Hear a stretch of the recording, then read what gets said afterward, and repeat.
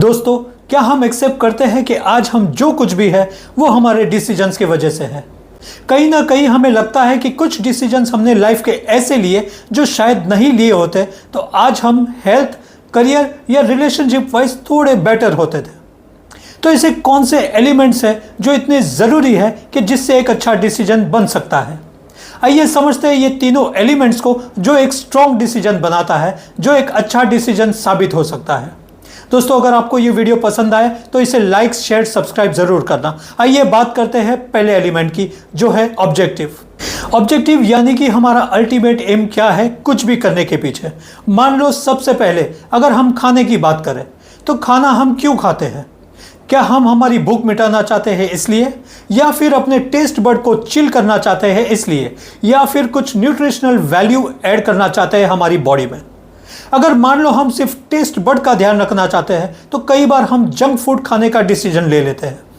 अगर हम फिटनेस का ध्यान रखते हैं तो कहीं ना कहीं टेस्ट को साइड में रखकर इस खाने में क्या इंग्रेडिएंट्स है जो हमारी फिटनेस को बढ़ाएगा उस पर हमारा फोकस जाता है। तो ये हुआ हमारा अल्टीमेट एम को समझना। एक बार आपने अल्टीमेट एम समझ लिया, उसके बाद आता है सेकेंड स्टेप, डेटा। यानी कि बहुत ज़रूरी है कि एक बार हमें ऑब्जेक्टिव क्लियर हो गया उसके बाद उसके डेटा को स्टडी किया जाए। मान लो यहाँ पर अगर हम करियर की बात करें कि कई बार हम सोचते हैं कि करियर में हम फाइनेंशियली कैसे जल्दी सेटल हो सकते हैं, तो जिसके लिए ज़रूरी है ऐसे डेटा को स्टडी करना कि कौन से ऐसे करियर है जो आपको फास्टर और इफ़ेक्टिव तरीके से फाइनेंशियली सेटल कर सकते हैं। जैसे कुछ करियर्स ऐसे भी होते हैं जो बहुत ज़्यादा टाइम टेकिंग होते हैं। मान लो लेजर इंडस्ट्री है, एंटरटेनमेंट इंडस्ट्री है, ये ऐसी इंडस्ट्रीज है जिसमें थोड़ी देर से आप अपने आप को सेटल करते हैं, थोड़ा ज़्यादा स्ट्रगल है इसमें। तो अगर आप फाइनेंशियली जल्दी सेटल होना चाहते हैं तो शायद आप एंटरटेनमेंट की जगह ऐसे डेटा पे ध्यान देंगे कि जहां पर करियर वाइज आप जल्दी सेटल हो जाए। तो ये बात हो गई डेटा की।